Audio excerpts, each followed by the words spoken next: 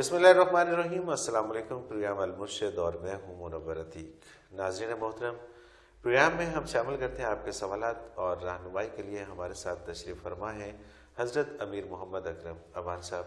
آپ سلسلہ نقشبندیہ اویسیہ کے شیخ ہیں، مترجم قرآن ہیں، مفکر قرآن ہیں، مفسر قرآن ہیں۔ آپ بہت سارے ایسے یہاں پر حضرت صاحب جہاں پہ تشریف فرما ہوتے ہیں دارالعرفان، بہت سارے ایسے لوگ آتے ہیں کہ جو ہماری طرح بھٹکے ہوئے ہوتے ہیں، لیکن حضرت صاحب کے پاس آ کے انہیں سیدھا راستہ ملتا ہے اور پھر ان کا رابطہ اس جگہ سے ہو جاتا ہے کہ جہاں ایک دفعہ رابطہ ہو جائے تو پھر انسان سنبھل جاتا ہے۔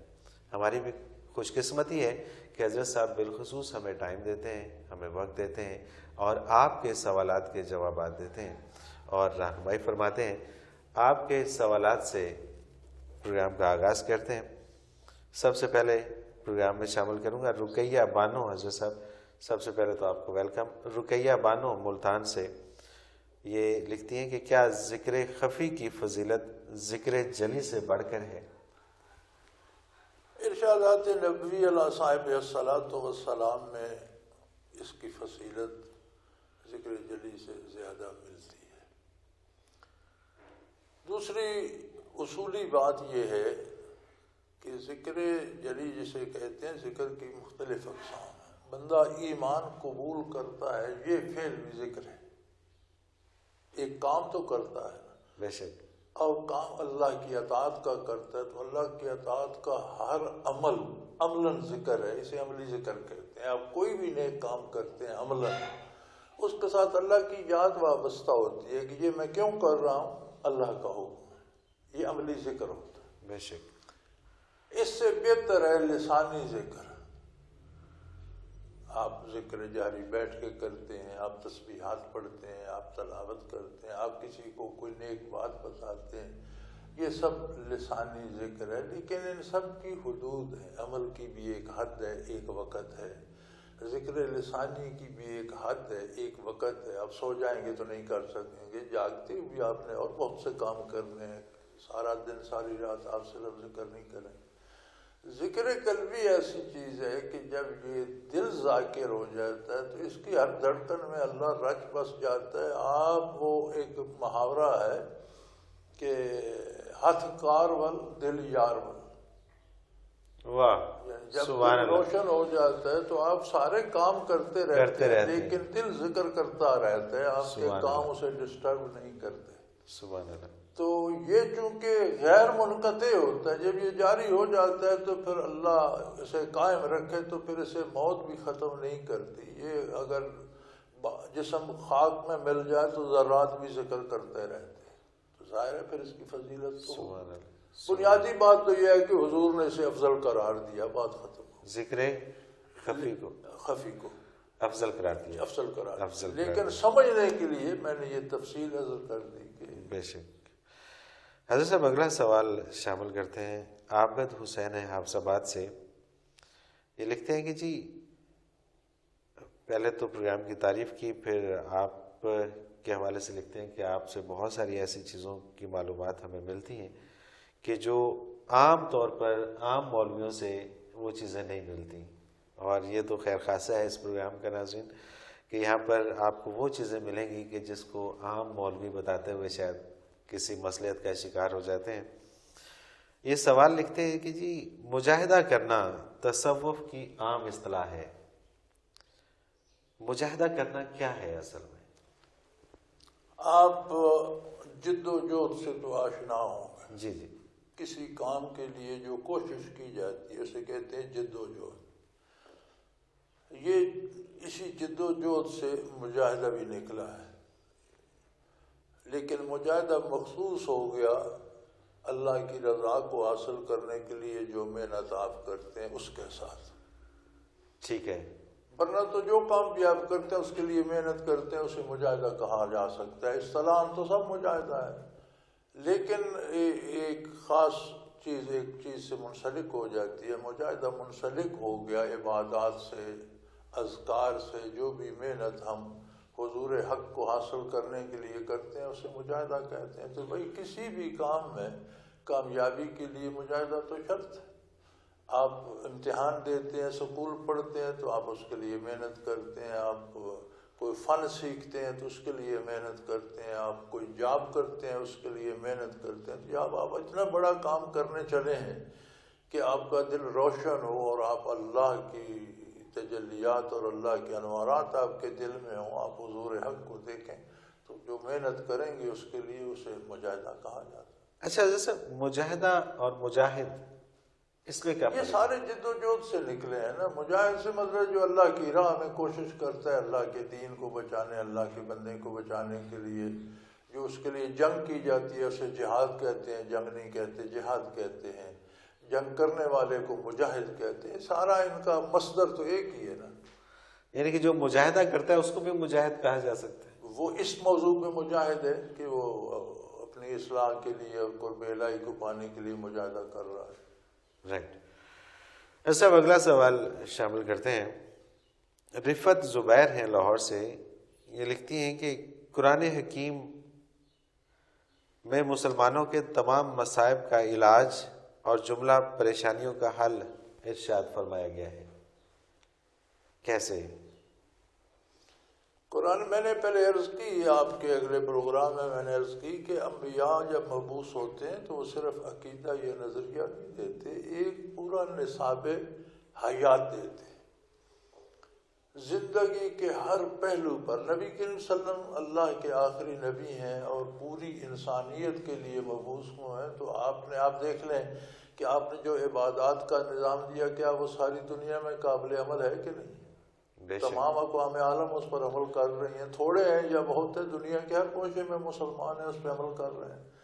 جس طرح عبادات پہ عمل کر رہے ہیں، اسی طرح جو زندگی کے اعمال اور کردار کا پورا ایک جسے آپ تہذیب کہہ لیں، معاشرت کہہ لیں، کاروبار کہہ لیں، عدلیہ کا نظام کہہ لیں، سیاسی نظام، ساری زندگی کا ایک نصاب حضور صلی اللہ علیہ وسلم نے دیا جو قرآن میں موجود ہے، حدیث میں موجود ہے، اور اس پر عمل کیا جا سکتا ہے روئے زمین میں کہیں بھی. سبحان اللہ. تو یہ جو سوال ہے یہ اس سے متعلق ہے. تو اس کا مطلب یہ ہے کہ اپنی عملی زندگی کو حضور کی اطاعت میں ڈالا جائے، اور پھر تمام پریشانیوں سے اور مصائب سے خود بخود اس کا نجات حل ہے. مل سکے. یعنی اس میں پریشانی کوئی نہیں آئے گی. آپ دیکھیں نا، ویسے بھی عرفاً آپ دیکھ لیں کہ کوئی چھوٹی یا بڑی برائی، ہر برائی پریشانی پیدا کرتی ہے، بے شک نیکی پریشانی پیدا نہیں کرتی. بڑی پتے کی بات ہے. سادہ سی بات ہے کہ آپ کسی کے ساتھ بھلائی کرتے ہیں، وہ ہو سکتا ہے وہ آپ کا احسان نہ مانے، نہ آپ کو یہ تو سکون ہوتا ہے میں نے اللہ کے رسول کی اطاعت کی. اگر آپ نے اللہ کے لیے کی ہے تو اگر آپ نے اس پر احسان جتانے کے لیے کی ہے تو پھر وہ نیکی نہیں ہے، اس سے پریشانی پیدا ہو تو ہوتی رہے. بے شک بے شک. اور جو عام فہم میں تو کسی جب کو آپ دکھاوے کے لیے قرآن و لوگ بناتے ہیں. سنت کے مطابق عمل کرتے ہیں اور مقصد اللہ کی رضا ہوتی ہے تو اس سے کوئی پریشانی پیدا نہیں ہوتی. ہر پریشانی کا علاج ہے. اب جو دنیا میں بندے کے آنے کا، اس کی امارت و غربت کا، اس کی بیماری و صحت کا ایک پروگرام اللہ نے دیا ہے، عمل اس پر ہوگا. نیک لوگ بھی بیمار بھی ہوتے ہیں، ان پر تکلیف.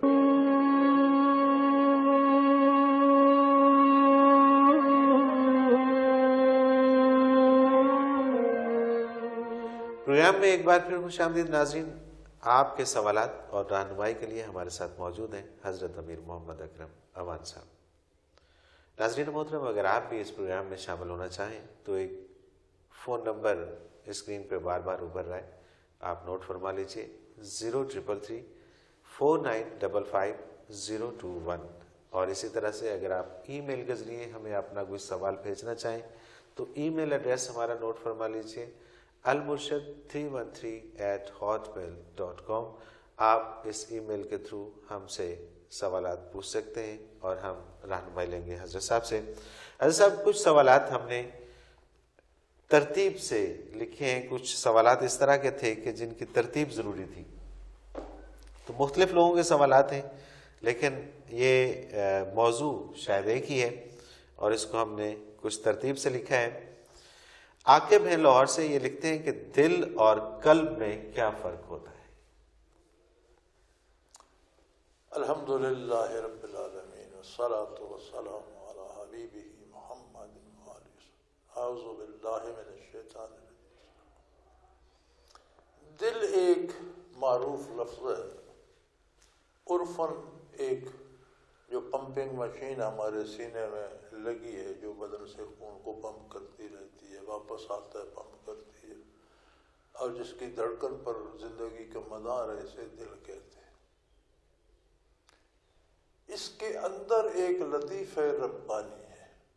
حضرت مجدد الثانی رحمۃ اللہ تعالی علیہ اپنے مکتوبات میں لکھتے ہیں کہ انسان دراصل 10 چیزوں کا مجموعہ ہے۔ آگ، مٹی، ہوا، پانی، ان کے ملنے سے نفس پیدا ہو گیا، میں نے پہلے عرض کیا تھا۔ بالکل 5 یہ ہو گئے۔ 5 لطائف ربانی ہیں عالم امر کے: قلب، سری، خفی، اخفا۔ قلب، روح، سری، خفی، اخفا، یہ 5 لطیفے ہیں عالم امر کے، جو تخلیقی طور پر ہر بندے کے سینے میں رکھ دیے گئے۔ سبحان اللہ، سبحان اللہ۔ وہ جو لطیفہ ربانی دل میں ہے اسے قلب کہتے ہیں، جسے قرآن مخاطب کرتا ہے۔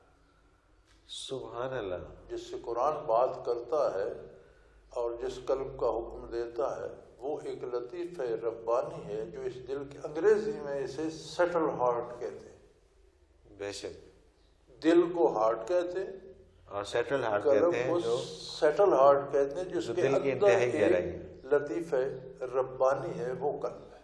سبحان اللہ۔ اچھا، اسی سے ایک اور ملتا جلتا سوال ہے، اور یہ سوال کیا ہے فرزانہ نے، یہ بھی لاہور سے ہیں۔ یہ لکھتی ہیں کہ جس طرح سے دل کے امراض ہیں، کیا اسی طرح سے قلب کی بیماریاں بھی ہوتی ہیں؟ دیکھیں، چیز جتنی نازک ہوتی ہے نا، اتنے اس کے احتیاط زیادہ ہوتی ہے، اس کے خطرات زیادہ ہوتے ہیں۔ اب ہمارے ہاتھ میں ایک لوہے کی چیز ہے تو ہم اسے گرانا نہیں چاہتے، لیکن اگر گر بھی جائے تو خیر ہے، پکڑ لیتے ہیں۔ جی، ٹوٹتی نہیں ہے۔ لیکن اگر اسی کی جگہ ہمارے ہاتھ میں شیشے کا گلاس ہو تو گر گیا تو دوسرا چانس نہیں ہو۔ بے شک۔ تو دل کو بھی ٹھیس نہیں لگنی چاہیے، لیکن قلب تو اس سے نازکتا رہنا ہے۔ اندر اس کے ایک لطیفہ ربانی ہے، تو اس کی احتیاط تو بہت زیادہ ضروری ہے۔ وہ تو چھوٹی سی ٹھیس سے اسے خطرہ ہے، ٹوٹ جائے گا، تو اس کی احتیاط تو۔ اس کی کیا بیماریاں ہیں؟ قلب کی کیا بیماریاں؟ اس کی بیماریاں کیفی ہیں۔ اس دل کی بیماریاں حالی ہیں، یعنی ایک حالت ہے کہ دل کی دھڑکن تیز ہو گئی، دل بیٹھ گیا، دل پر غبار آ گیا، دل کی نس بند ہو گئی، یہ اس کی بیماریاں حال ہیں۔ قلب کی بیماریاں کیفیات ہیں۔ آپ کو لالچ آ گیا، آپ نے غلط کام کر لیا، آپ کو تکبر آ گیا، دوسروں پر دھونس جمانے لگے، یہ جو کیفیات ہیں یہ قلب کی بیماری ہے۔ یہ قلب کی بیماری ہے، جو کیفیات ہیں۔ کیفیات ہیں، یعنی دل کی بیماریاں حال ہوتی ہیں، ایسا واقعہ ہوتا ہے۔ قلب کی بیماریاں کیفیات ہوتی ہیں جو آپ خود بھی شاید کبھی محسوس نہیں کرتے اور غلطی کر جاتے۔ بے شک۔ حضرت صاحب، ایک اور بڑا دلچسپ سوال ہے، ریحانہ ہیں لالا موسیٰ سے۔ یہ کہتی ہیں کہ حضرت صاحب، میں نے آپ کا پروگرام دیکھا اور اس پروگرام میں تصوف کے حوالے سے بہت سیر حاصل گفتگو ہوئی، میرے لیے وہ نئی گفتگو تھی۔ سوال اسی پروگرام کے حوالے سے انہوں نے کیا ہے، اور شاید ہم نے اس کا ذکر بھی کیا تھا، لیکن انہوں نے سوال کیا ہے کہ کیا ہارٹ اسپیشلسٹ کی طرح قلب کے اسپیشلسٹ بھی ہوتے ہیں؟ جب بیماریاں ہوتی ہیں تو علاج ہوتا ہے، جب علاج ہوتا ہے تو معالج بھی ہوتے ہیں۔ تو یہ جو جنہیں ہم اللہ کے بندے یا اہل اللہ یا ولی اللہ یا صوفی کہتے ہیں، تو دراصل تو صوفی وہی ہے جو اس کے علاج کا ماہر ہو۔ جو اس کا علاج نہیں کر سکتا تو اس جو کیفیات کا علاج کر سکتا، کیفیات کا علاج اور اس کا معالج ہو، اور کیفیات کی اصلاح کر سکتا ہو، کیفیات کو درست کر سکتا ہو۔ جس طرح ڈاکٹر قلب کی، دل کی حرکت کو درست کرتا ہے، دوران خون کو صحیح کرتا ہے، اگر نہیں کر سکتا تو پھر دل کا ڈاکٹر نہیں ہے۔ سبحان اللہ۔ اسی طرح جو میں نے عرض کیا کہ اس کی بیماریاں کیفی ہوتی ہیں، تو جو کیفیات کو درست کرنے کا ماہر ہو اور جس کے پاس بیٹھ کر کیفیات صحیح ہوتی ہوں، جھوٹ کی جگہ سچ آتا ہو اور بخل کی جگہ سخاوت آتی ہو اور برائی کی جگہ نیکی آتی، یہ کیفیات درست ہوتی ہیں، وہ ان کا اسپیشلسٹ ہے۔ اچھا حضرت صاحب، ایک اور سوال ابھی میرے ذہن میں ہے کہ دوا کے ساتھ جب علاج کیا جاتا ہے تو ساتھ پرہیز بتائی جاتی ہے، تو جب اس طرح سے علاج کیا جاتا ہے قلب کا، پرہیز کیا ہے؟ پرہیز جو ہے وہ دوا سے زیادہ ضروری ہوتی ہے۔ یہاں محاورہ ہے جی ہاں، کہ علاج میں پرہیز دوا سے زیادہ اہمیت کیا ہے؟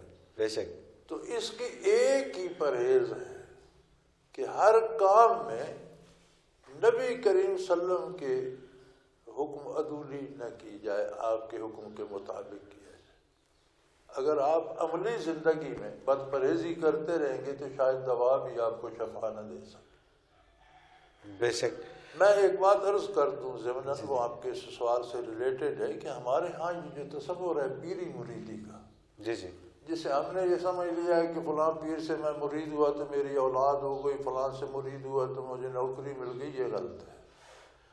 پیر وہ ہے جو ماہر ہو کیفیات کے علاج کرنے کا، سبحان اللہ۔ اور مرید ہونے سے مطلب یہ ہے کہ اپنی کیفیات کا علاج کرے، جسے عام آدمی آج جانتا ہی نہیں، ایک رواج بن گیا، شیرینی دی نذرانہ دیا مرید ہو گئے۔ اصل یہ پیری مریدی کی اساس یہ ہے کہ پیر وہ ہو جو روحانیت کا، کیفیات کا ماہر ہو، معالج ہو، اور ہم اپنی بگڑی تگڑی کیفیات لے جائیں اور ان کی اصلاح ہو۔ بے شک، اور پیر پھڑیاں جے پیڑ نہ جاوے تو کی یہ فائدہ اسپیشلسٹ ہیں اس شعبے کے۔ بے شک۔ اگر یہ کام نہیں کر سکتے تو پھر فضول ہے، پھر اس کا کیا فائدہ؟ پھر دکانداری ہے، پھر کہہ دینا چاہیے پھر کہ دھوکہ ہو۔ دکانداری ہے۔ حضرت صاحب، ایک اور سوال اسی سے ملتا جلتا ہے۔ عرفہ نایاب ہیں لاہور سے، یہ لکھتی ہیں، کیا ذکر الہی کا فائدہ فقط انسان کی اپنی ذات ہی کو ہوتا ہے یا اس کے متعلقین کو بھی اس کا فیض پہنچ سکتا ہے؟ بیٹے، چراغ جب جلتا ہے، جلاتا تو ایک بندہ اپنے لیے ہے، لیکن کیا اس کی روشنی محدود ہو جاتی ہے اسے کے لیے؟ بے شک۔ جلاتا تو جو بھی ہے وہ اپنے لیے ہے، لیکن جگہ روشن ہوتی ہے تو جتنے وہاں ہوتے ہیں روشنی سب کو پہنچتی ہے۔ تو یہ لوگ محنت تو اپنے لیے کرتے ہیں، لیکن ان کے ارد گرد جو لوگ بھی ہوتے ہیں روشنی سب کو پہنچتی ہے، فائدہ سب کو ہوتا ہے، تو مثبت تبدیلی سب میں آتی ہے۔ نبی صلی اللہ علیہ وسلم پر یہ سوال پیش کیا گیا کہ یا رسول اللہ، آپ دنیا سے پردہ فرما جائیں گے، آپ کے مقربین صحابہ گزر جائیں گے، اچھے لوگ گزر جائیں گے، تو کیا شناخت ہوگی بندے کی؟ ایک تو یہ کوالیفیکیشن ہے نا، آپ کے بعد یہ صحابی ہے، یہ کوالیفیکیشن ہے، یہ تابعی ہے، یہ تبع تابعی، یہ سب لوگ گزر جائیں گے تو یہ تو کوالیفیکیشن ختم ہو جائے گی۔ تو پھر جو لوگ رہ جائیں وہ کس کے پاس جائیں، کس کو معالج سمجھیں دل کا، اور کس سے استفادہ کریں؟ تو آپ نے فرمایا جس کی مجلس میں اللہ یاد آئے، سبحان اللہ، یعنی جس کے پاس بیٹھنے سے اللہ کی یاد آئے وہ معالج ہوگا قلوب کا۔ تو یہ دلیل ہے کہ جس سے متعلق ہو کر آپ کو اللہ یاد آئے، آخرت یاد آئے، اللہ سے محبت پیدا ہو، دین سے محبت پیدا ہو، برائی سے نفرت پیدا ہو، تو وہ پیر ہے، وہ صوفی ہے، وہ سکالر ہے، وہ ڈاکٹر ہے، وہ معالج ہے، اس کا اسپیشلسٹ ہے۔ تو اس سے پھر فائدہ سب کو حاصل ہوتا ہے، اور وہی چراغ والی بات کہ جب چراغ جلے گا تو پھر روشنی ہوگی، اور روشنی سب کو فائدہ دے گی۔ اصل اس میں ایک اور بات یہ بھی تو ہے کہ بچے جو ہیں ان کے لیے والدین رول ماڈل ہوتے ہیں، تو اگر والدین نیک کام کرتے ہیں تو یقیناً فیض تو جا رہا ہے نا، بچوں کو بھی جا رہا ہے، اور بچے بھی ان کی پیروی کریں گے۔ ایک اور سوال حضرت صاحب کہ نبی کریم صلی اللہ علیہ وسلم نے اس کی ایک مثال دی ہے، حدیث شریف میں، بخاری شریف میں موجود ہے کہ آپ اگر لوہار کے پاس بیٹھتے ہیں تو آپ کو اس کی بھٹی کا دھواں بھی آئے گا، آپ کی تپش بھی آئے گی، اور ہو سکتا ہے کہ آپ پر کوئی چنگاری اڑ کر پڑے، آپ جل جائیں، نہیں تو کم از کم دھواں اور تپش تو آتی رہے۔ بے شک. اور اگر آپ عطار کی دکان میں بیٹھتے ہیں، ہو سکتا ہے وہ آپ کو تھوڑا سا عطر تحفے میں دے دے، نہ بھی دے، جتنی دیر بیٹھیں گے دماغ معطر رہے، خوشبو تو آتی رہے گی. تو یہ حضور صلی اللہ علیہ وسلم نے ارشاد فرمایا ہے. تو یہ مثال ہے اچھے اور برے. بے شک. ایسا صفدر حیدر ہیں اوکاڑا سے، یہ لکھتے ہیں کہ اگر ایک شخص پورے خلوص سے ذکر کر رہا ہے پھر اسے کہیں جا کے بیعت ہونے کی ضرورت کیوں ہے، یا پھر بھی لازم ہے کہ وہ بیعت کریں؟ لیکن یہ ذکر صرف ایک عمل نہیں ہے.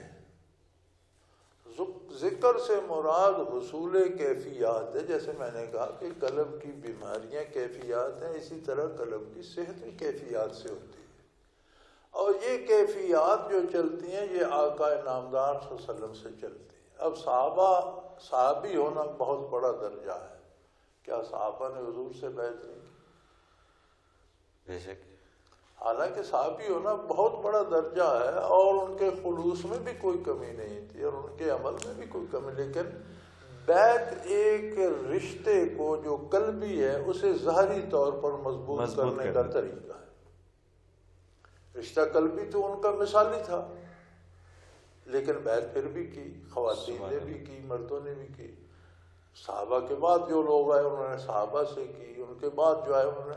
تو یہ سلسلہ حضور اکرم صلی اللہ علیہ وسلم سے چل رہا ہے کہ ایک کیفیت قلبی آپ کی ہے. اور ایک بات یاد رکھیں، یہ خلوص سے ذکر قلبی بغیر شیخ کے نصیب نہیں ہوتا، اپنے آپ نصیب نہیں ہوتا. اچھا، یہ جو انہوں نے لکھا ہے کہ پورے خلوص سے ذکر کر رہا ہے پھر اسے از خود نصیب نہیں ہوتا، بس خود یہ نصیب ہی نہیں ہوتا. اور اگر وہ کر بھی رہا ہے اور اسے محسوس ہو رہا ہے تو وہ ابھی کم درجے پر ہے. اگر وہ شیخ کی صحبت میں اور عارضی چیز ہوتی ہے، وہ مستقل نہیں ہوتی. دوسرے لمحے وہ یعنی کہ وہ اس لذت سے نا آشنا ہے جو اسے شیخ کے پاس جا کے مل رہی ہے. سبحان اللہ. ایسا صاحب ایک اور سوال ہے. عمر فاروق، تسلسل ہے نا، حضور اکرم صلی اللہ علیہ وسلم سے لے کر یہ قیامت تک تسلسل رہے گا. سبحان اللہ. حضرت صاحب ہمارے پروگرام کا وقت کم رہ گیا ہے، ایک آخری سوال شامل کرتے ہیں. عمر فاروق ہیں کالا شاہ کاکو لاہور سے. یہ کہتے ہیں کہ جی کشف اور مشاہدہ کی اہمیت تصوف میں کیا ہے؟ کشف اور مشاہدہ اللہ کا احسان ہے، اور اللہ دے دے تو اس کی مرضی. اس کی ایک اور بات ضروری سمجھ لیں، کشف کا یہ مطلب نہیں ہے جسے کشف ہوتا ہے اسے ہر وقت ہر چیز نظر آتی رہتی ہے. ایسا نہیں ہوتا. ایسا نہیں ہوتا. جو چیز جو بات اللہ دکھانا چاہے جب دکھانا چاہے وہ دکھا دیتے ہیں، جو نہ دکھانا چاہے وہ نہیں دکھاتے. سبحان اللہ. لیکن یہ بھی صوفیاء جو ہیں پائے کہ ان کا قول ہے کہ تلعب بہا اطفال الطریقہ، اس سے طریقت کے بچوں کو بہلایا جاتا ہے. یہ کھلونے ہیں جو اللہ طریقت کے بچوں کو، جو نابالغ ہوتے ہیں، یعنی جو مضبوط لوگ نہیں ہوتے اور اس طرف آ جاتے ہیں، تو اللہ ان کو بچانے کے لیے کہ کہیں پھر بھٹک نہ جائیں انہیں یہ کھلونے دے دیتے ہیں. کشف اور مشاہدہ. اہمیت اس کی اتنی ہے چونکہ کوئی اگر آپ کشف کے لیے چلہ کشی کریں گے تو صوفیاء کے نزدیک یہ شرک ہے، کیونکہ کشف اللہ تو نہیں ہے، غیر اللہ ہے. بے شک. آپ غیر اللہ کی مجاہدہ کر رہے ہیں تو یہ تو شرک ہے. بڑا واضح ہو رہا ہے. تو صوفیوں کے نزدیک کشف اور مشاہدہ ایک کھلونے ہیں جن سے طریقت کے بچوں کو بہلایا جاتا ہے. اور اگلی مناسبت اطفال الطریقہ، طریقت کے بچوں کو اس سے بہلایا جاتا ہے. سبحان اللہ. اور اگر پھر کشف اور مشاہدہ از قسم اجر ہے، جیسے آپ نے دعا مانگی قبول ہو گئی، دنیا میں اس کا بدلہ مل گیا، لیکن جس دعا کا بدلہ دنیا میں نہیں ملا وہ میدان حشر میں اس کا اجر ملے گا. تو حضور فرماتے ہیں کہ جن کی دعائیں قبول نہیں وہ آرزو کریں کاش وہاں قبول نہ ہوتی جہاں، اور ساری یہاں پر آ کے. جو آپ مجاہدہ کرتے ہیں یہ جو کشف اور مشاہدہ یہ اس کا ریوارڈ بھی ہے، اتنا اجر آخرت کا کم ہو جاتا ہے. اللہ اکبر. یعنی آپ نے کچھ جہاں وصول کر لیا تو دعا یہی کرنی چاہیے تو اس کی کوئی اہمیت نہیں ہے.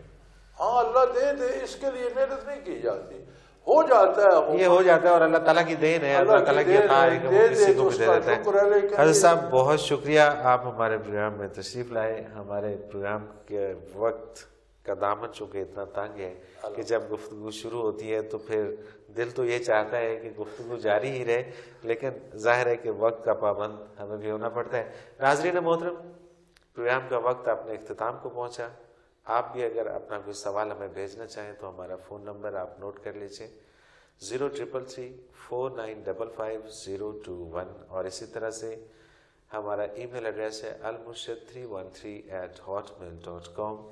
آپ اپنے سوالات ہمیں بھیجیے، ہم رہنمائی لیں گے حضرت صاحب سے اور آپ کے سوالات کے جوابات دیں گے۔ منور عتیق کو اگلے پروگرام تک کے لیے اجازت دیجیے۔ اللہ حافظ۔